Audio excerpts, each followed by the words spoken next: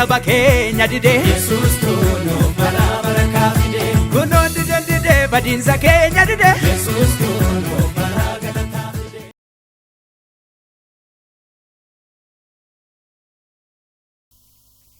Maqaan kee eenyudha?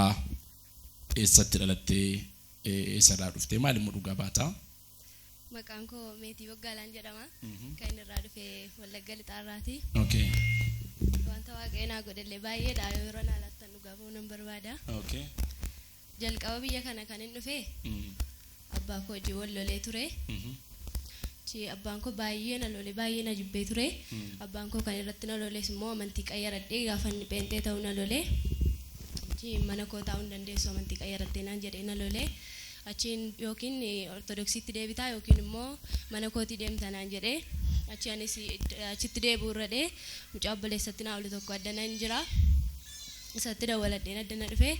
abbaan koo baay'ee mana jibbee bakka ishee arguun barbaadu sagalee ishee dhaga'uun barbaadu dhee baay'ee mana jibbaati koo manarraa fagaattee naa dawwaltii turte baay'ee mana baqattee naa dawwaltii bakka ganamaaf galgala nan boo'an ture abbaa koo nan yaada baay'een immoo jaalladhaa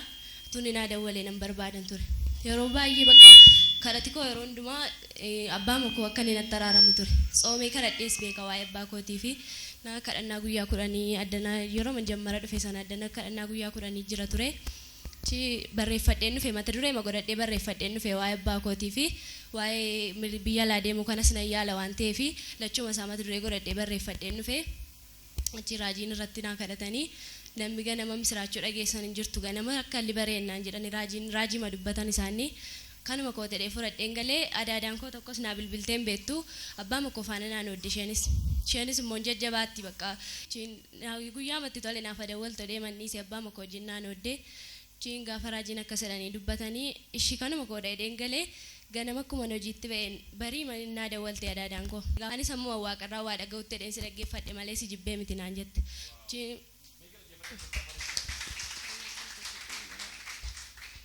achi booddee kadhataa hartaa akkam kadhannaattiin jabaattaa naan jettee dhuguma immoo kadhannaa guyyaa 10 irra waan hin tureef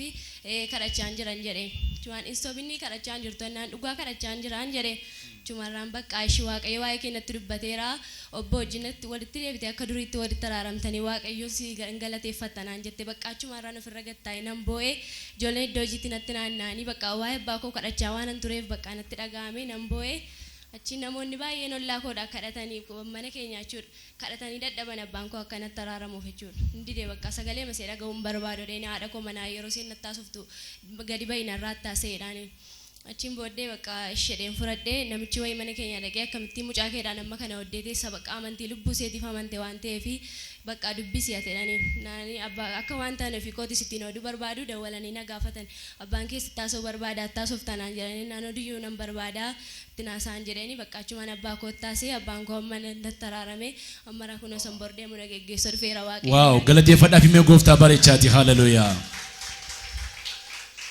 Nuramantan kadhannaan keessan inni icciitiin sun arra ganama siniif deebi'u.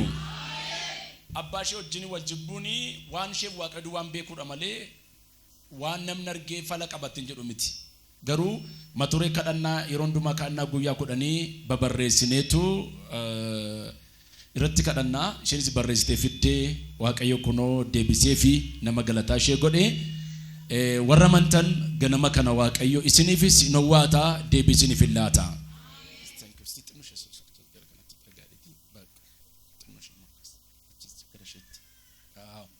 Okay. Amma gaa abbaa kee wajjin walitti araaramteetta ittaansi waan jiru. abbaa koo hojii walitti araarameera amma immoo waa'ee madeemsa koorraan kan wal qabatu jalqabuma gaafuma biyya kana dhufee raajii mannatti dubbate waaqayyo biyya kana sittin qayyara siin jedha akkati deemtu sitti dubbata waaqayyoodhaan akkuma jammara dhufee naa kadhatame natti raajame nan jalqabee bakka qoramsallee baay'ee ture baay'een qoramaa ture bakka baay'een gidirfamaa ture karaa paaspoortii kennadheetu hin taane tuman paaspoortiin kennatiin mattaawoqiyaa waraqaa liddatii baay'ee na jalaa babbadaa ture garuu waaqayyo kanuma keessa na dabarsee asumatti konfiraansiin gadda ture konfiraansii yeroo darbe ture wayi irratti raajiin tokko sinatti dubbatame baqqaan keessii xumuramaadha naan jedhanii dhugumadhee sanbata natti dubbatame dafinoo ganama meedikaala galtanaan jedhanii meedikaala sinan darbe waaqayyo na gargaaree boruun deema waaqayyoon na galateeffadhaa fi gooftaa bareechaati. Thank you. Gidduutti immoo dhukkubee ture mee dhukkub keessum maal ture dhukkuba keessan ammoo maafii yaaddofte sana faallee dhukkubas dhukkubfadheen ture arma kootu na dhukkuba ture sammoo adaadaan koos baay'ee dhukkubdee turte armaanii bakka isheen baay'ee waan dhukkubdeef armi ishee irraa murame waan tureef baay'ee man sodaadhe bakka anis akkaseen taadhee yeroo hundaa nan bo'an ture nan kadhadhan ture achiin bakka raajiitti dawwaladhee raajiin asitti naa kadhatanii mana qorichaa dhaqeen meneentinii galee ture siraasaa hundi na kaasanii turanii asitti dhufee achi galee mana qorichaa dhaqee baruu deebitee ilaalamtanaan jedhanii naan immoo ammas tasii raajiitti dawwaladhee raajii kadhachiifadheen dhaqee waan tokko iyyuu hin qabdu nagaa keetinaan jedhanii bilisan beeksas waaqayyoon akkanaa waaw galateeffadhaaf gooftaa bareechaati haleluuyaa kan adaada kee armishee maal ta'e armishee kaanserii dhukkubdeedhanii irraa muranii bakka anis kanumaan tarii zariidhaan waan nutti darbeen natti fakkaate bakka baay'ee na yaaddessee ture garuu waan ishee gaafa dhukkubishee maal fakkaata akkamitti waraana akkamitti maal ta'a simmuu gaafa si qabee kan ishee wajjin wal fakkaata moo wal hin fakkaatu kan ishee wajjin wal fakkaata ta'een beeku garuu isheen namatti hin dubbatanne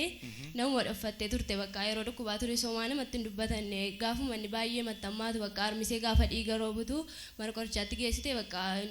macarrashaarra waan geesseef sirraa muramuu maqaa kaanserii dhadhanii marraa muran malee kanatti hin dubbatanne anammoo dudda koo wajjin walitti na nyaataa na waraana ture. Amma garuu waaqayyoo isatti si fayyisee karaa keessii banee abbaa kee wajjinis walitti siraarse waan hundumaa waaqayyo na gargaareera waa'ee abbaa koo keessumatti waan qaldiin turre dhugaa dubbachuu fi yeroo na dhaabbadhee haasa'u qaldii isinitti fakkaachuu danda'a garuu maanaaf waan guddaa ture caalaatti waaqayyoon akka na galateeffataniin barbaada. Mee galateeffadhaaf gooftaa bareechaati haleluuyaa. Amma maaf amante eerame kaasee waa'ee amantii kee waan siin jedhee qaba. Omaayyuu natti dubbatee hin beeku galee iyyuu beeka ergasiisii alaman galee ture omaa natti dubbatee hin beeku isa bira darbee waldaa koo dhaqachaa ture omaa natti dubbatee hin beeku. Innis gaaf tokko akkuma ishee waldaa dhufa har'a misiraachoo ishee irratti hirmaatee sattaan immoo gaa'ila ishee irratti hirmaataa waaqayyo mucaa kana hin guddisaa hin gargaaraa harka mirgaatti na qabaati waaqayyo si fuuldura haboo jedhaanii nagaadhaan naqii jedhaanii milkaa'ii jedhaanii. waaqayyo si eebbisu eebbifamii xumurratti immoo zayitiirratti yoo ta'us bishaarratti ta'us kan inni silaannaa macaafni qulqulluun maal jedhaa inni cabsee karaa banu eenyudha jedha waaqayyoodha jedha akkuma kana immoo karaa kee adaraa eenyutti kenni jedha waaqayyotti kennadhu waaqayyo immoo nagaatti si geggeessaa jedha karaa waaqayyo keessan jirre milkaa'ummaan qabu kanaaf waaqayyo si eebbisu wanti inafee dubbachuun qaba jettee jiraate. Wanti ni nafee jechuu barbaadu yoo jiraate waaqayyo na milkeessee naan mindaa koo jammaraa waldaa kanaaf gochuun barbaada. Gooftaan si eebbisu atillee milkaa'ii fayyaan kee nagaan kee hundinuu eegamaa ta'u waldaan kunis adaraa fuutu qabdi adaraa waldaa kun fuutummoonni guddaan akkuma yeroo tajjattu si kadhanne achitti illee karaa danda'amaatiin waaqayyoon si kadhannaa jabaadhu milkaa'ii gooftaan si fuuldura habuu nagaadhaan naqi naasi madhaa bareechaati harkaan thank you.